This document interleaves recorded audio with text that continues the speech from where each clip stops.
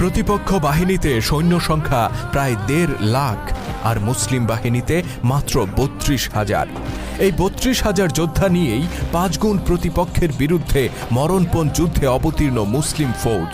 হঠাৎ অপ্রত্যাশিতভাবে ১,০০০ অশ্বারোহী নিয়ে রণাঙ্গনে যোগ দিলেন এক মুসলিম বীর যোদ্ধা। আর এই ১,০০০ অশ্বারোহী নিয়েই তিনি গোটা ময়দানে সৃষ্টি করলেন ভয়ানক আতঙ্ক। তিনি কাঁপিয়ে দিলেন প্রতিপক্ষের অন্তরাত্মা। মুসলিম বাহিনীর মনোবল বৃদ্ধি করলেন ১,০০০ গুণ আর প্রতিপক্ষের মনোবল মিশিয়ে দিলেন মাটির সাথে। প্রশ্ন হচ্ছে, ১.৫ লাখ প্রতিপক্ষের বিপরীতে মাত্র ১,০০০ অশ্বারোহীর যোগদান কি করে যুদ্ধের পরিস্থিতি বদলে দিতে পারে? কি এমন জাদুকরী শক্তি ছিল এই ক্ষুদ্র অশ্বারোহী বাহিনীর মধ্যে? কে ছিলেন এই অশ্বারোহী বাহিনীর কমান্ডার? কি ছিল তার কারিশমা, যা দিয়ে তিনি প্রতিপক্ষের হৃদয়ে ত্রাস সৃষ্টি করেছিলেন? ইতিহাসের বিস্ময়কর সেই ঘটনা তুলে ধরব আজকের পর্বে। ভিডিওর শেষ পর্যন্ত থাকুন আমাদের সাথে।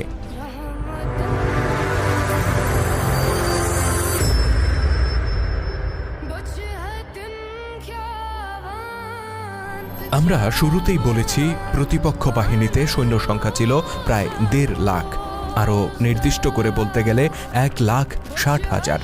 বিশাল এই বাহিনীর পরিচয় তারা পার্সিয়ান সৈনিক। গোটা পারস্য সাম্রাজ্যের প্রতিটি দুর্গ থেকে সৈনিকদেরকে একত্রিত করে ইরাকের কাদিসিয়ার ময়দানে এই অভূতপূর্ব বিশাল বাহিনীর সমাবেশ ঘটিয়েছেন পারস্য সম্রাট। তার উদ্দেশ্য ছিল পারস্যের সীমানা থেকে মুসলিম বাহিনীর শেষ চিহ্নটুকু মুছে দেয়া। পারস্যের এই বিশাল রাজকীয় বাহিনীর মোকাবেলা করতে সেখানে জড়ো হয়েছিলেন মাত্র ৩২,০০০ মুসলিম যোদ্ধা।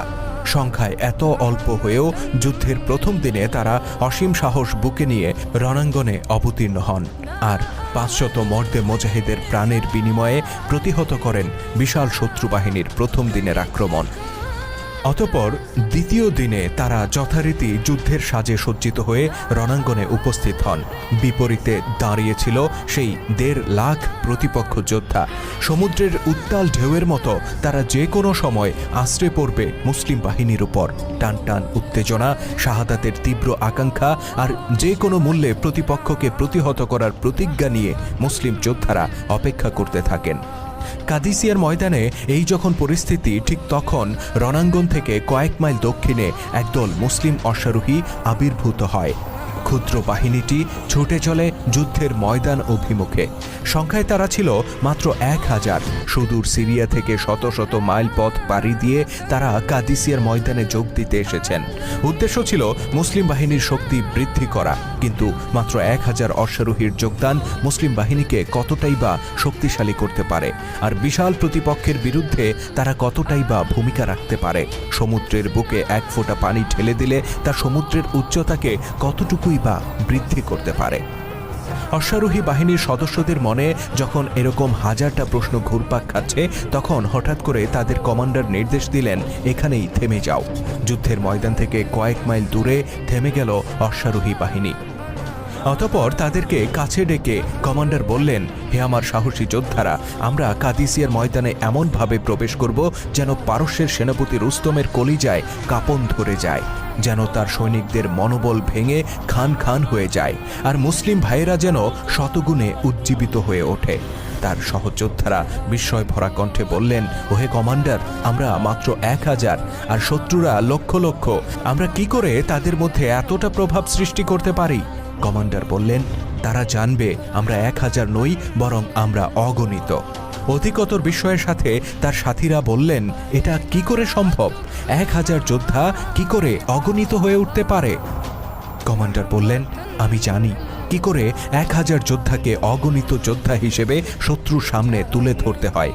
তোমরা ১০টি দলে ভাগ হয়ে যাও, প্রতিটি দলে থাকবে ১০০ জন করে অশ্বারোহী। প্রথম দলটিকে নিয়ে আমি মুসলিম বাহিনীতে যোগ দিতে চলে যাব। আমরা আল্লাহু আকবার ধ্বনি দিয়ে মূল বাহিনীতে যুক্ত হব। প্রথম দলটি চোখের আড়ালে চলে যাওয়ার পর দ্বিতীয় দলটি এখান থেকে রওনা হবে। তারাও একইভাবে হুঙ্কার দিয়ে মুসলিম বাহিনীতে যুক্ত হবে। অতঃপর তৃতীয় দল, তারপর চতুর্থ দল। এভাবে একে একে ১০টি দল যুদ্ধের ময়দানে প্রবেশ করবে। মনে রাখবে, প্রথম দলটি চোখের আড়ালে যাওয়ার আগে দ্বিতীয় দলটি রওনা হবে না।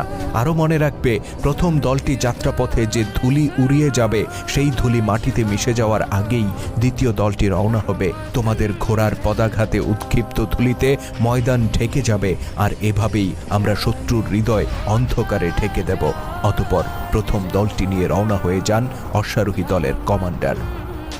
এদিকে যুদ্ধের ময়দানে দেখা গেল পারসিক বাহিনী যাবতীয় প্রস্তুতি সম্পন্ন করে সেনাপতির নির্দেশের অপেক্ষায় আছে। যে কোনো সময় তারা ঝাঁপিয়ে পড়বে মুসলিমদের উপর। ঠিক এমন সময় দূর থেকে ধুলি উড়িয়ে একদল অশ্বারোহীকে ছুটে আসতে দেখা গেল। তারা আল্লাহু আকবার ধ্বনিতে চিৎকার করে মুসলিম বাহিনীতে যোগ দিল। মুসলিম বাহিনীও জবাবে আল্লাহু আকবার ধ্বনি দিয়ে তাদেরকে স্বাগত জানালো। কিন্তু যেহেতু তারা সংখ্যায় খুব বেশি ছিল না, তাই তাদের আগমনে মুসলিম বাহিনীকে খুব একটা উৎফুল্ল মনে হলো না। অন্যদিকে পারসিক সেনাদের মাঝেও তেমন কোনো উদ্বেগ দেখা গেল না। কিন্তু খানিক বাদে দিগন্ত রেখা